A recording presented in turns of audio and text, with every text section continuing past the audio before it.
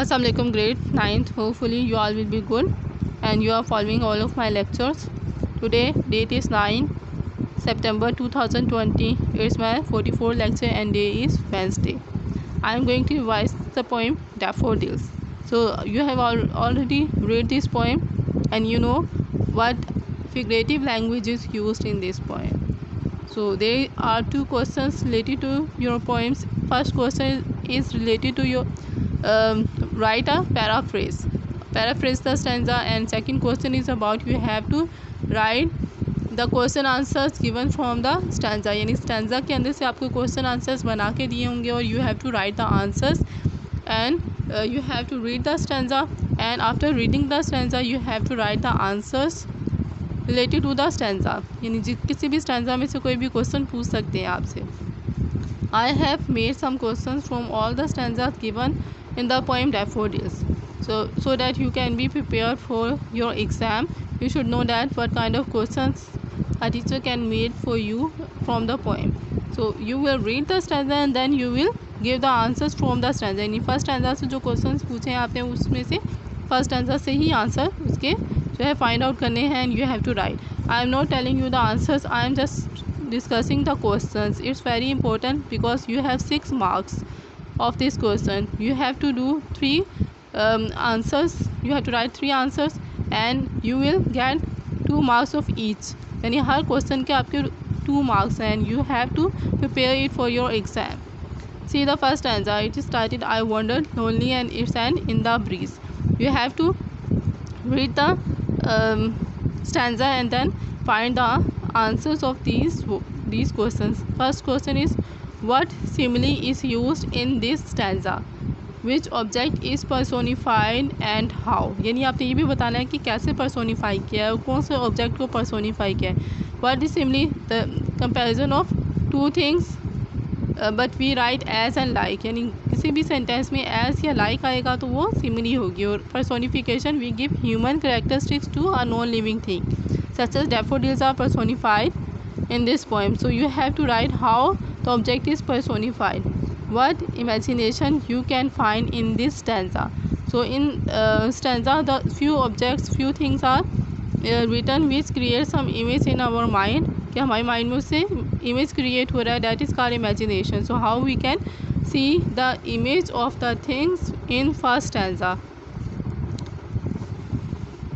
Write meaning of the words. So words meaning can also become.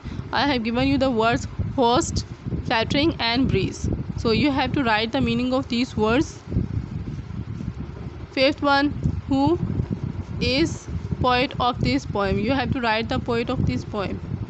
Stanza number 2, continues as the star in sprightly dance. So you have to read the stanza and then find the answer of these questions. What simile is used in this stanza? Again you have to find out the simile given in stanza number 2. Question number 2, write meaning of the words twinkle, margin and sprightly. So I have given you 3 words. You have to just write the meaning of these words. Third one, what personification is used in this stanza. यानी कौन सी personification इस stanza में use हुई है. You have to write the personification of this stanza. Stanza number 3, the waves beside them me had brought. So all I have written the stanza in dotted line. You have to read the stanza and then find the answer of the question how waves are personified in this stanza. So you have to just write how the waves are personified. Second question, how did the poet feel in the company of the daffodils. Third question, write meaning of the words glee, jocund and grace. I have given you 3 words. You have to just write the meaning and you will get 2 marks of each. It is just for your practice. You have to find the answers to your own. Last stanza, for oft went on with the daffodils. Question number 1, which is the bliss for the poet. My heart with pleasure fills and dance with the daffodils. The line I have taken from the last stanza. Which figurative language is use in this line, यानी इस language इसमें कौन सी figurative language use हुई है, ये सिमली है, metaphor है, personification है या इमेजरी है। You have to find the figurative language use in these lines. Write meaning of the words pensive and solitude. So you have to just write the meaning of these words. I hope you will be able to do it. Read the poem again and try to find out the meaning of all the difficult words. You have to learn all the difficult words meaning given in the poem.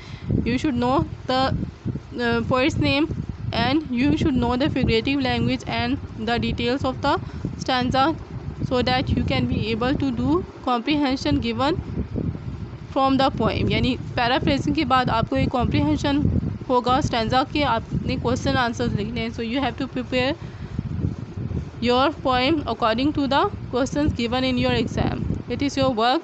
I hope you will do it. अल्लाह हाफिज़ class.